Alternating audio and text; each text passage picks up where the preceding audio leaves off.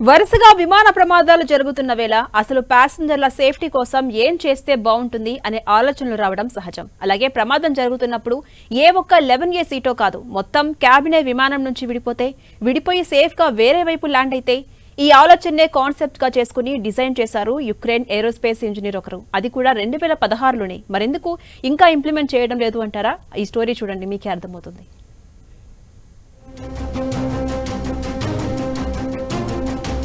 విమాన ప్రమాదాలపై చర్చ జరుగుతున్న వేళ యుక్రెయిన్ దేశపు వ్యక్తి టాటారెంకో వ్లాదిమిర్ నికోలవిచ్ రూపొందించిన ఓ ఫీచర్ హాట్ టాపిక్ గా మారింది.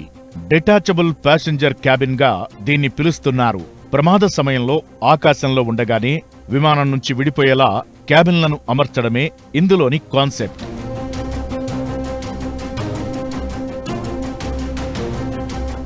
ఇది ఇప్పటికిప్పుడు తయారు చేసిన డిజైనింగ్ కాదు. 2016లోనే ఓ మాడ్యులర్ క్యాబిన్ కి సంబంధించిన కాన్సెప్ట్ ని ఆవిష్కరించారు టాటారెంకో వ్లాదిమిర్ నికోలవిచ్.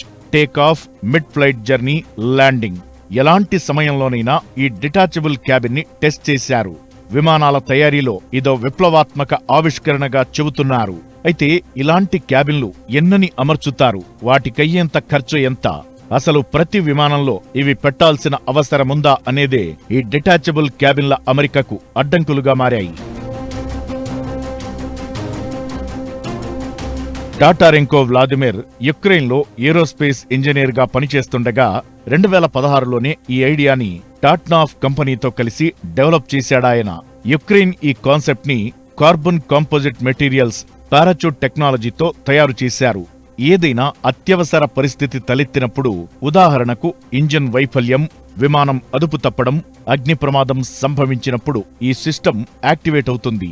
ప్రమాదాన్ని గుర్తించిన వెంటనే పైలట్లు ప్రయాణికుల క్యాబిన్ విమానానికి అనుసంధానించబడిన క్యాబిన్ లాక్లను రిలీజ్ చేస్తారు.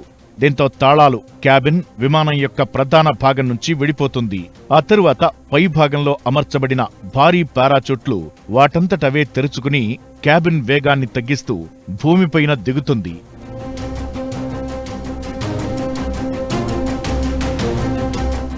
ల్యాండ్ అవ్వడానికి ల్యాండింగ్ షాక్ అబ్జార్బర్లు క్యాబిన్ అడుగున ఉండటంతో భూమిపై దిగే సమయంలో రాపిడికి గురికాకుండా సాఫ్ట్ ల్యాండింగ్ కి ఉపయోగపడతాయి. ఒకవేళ క్యాబిన్ నీటిపై దిగాల్సి వస్తే దాని అడుగు భాగం నీటిపై తేలియాడే విధంగా ప్రత్యేకంగా రూపొందించబడి ఉంటుంది. అయితే చెప్పడానికిది సులువుగా ఉన్నా కూడా ఇలాంటి క్యాబిన్లు అమర్చాలంటే చాలా ఖర్చవుతుంది. అదే సమయంలో ఈ క్యాబిన్ల నియంత్రణ కూడా సులువు కాదు. అందుకే ఇప్పటికిప్పుడు ఇలాంటి క్యాబిన్లను అమర్చడం కుదరదనే చెప్పాలి. అయితే అహ్మదాబాద్ ఫ్లైట్ యాక్సిడెంట్ తరువాత సేఫ్టీ ప్రికాషన్స్ గురించి చర్చ జరుగుతున్న నేపథ్యంలో ఈ డిటాచబుల్ క్యాబిన్ల అంశం తెరపైకొచ్చింది.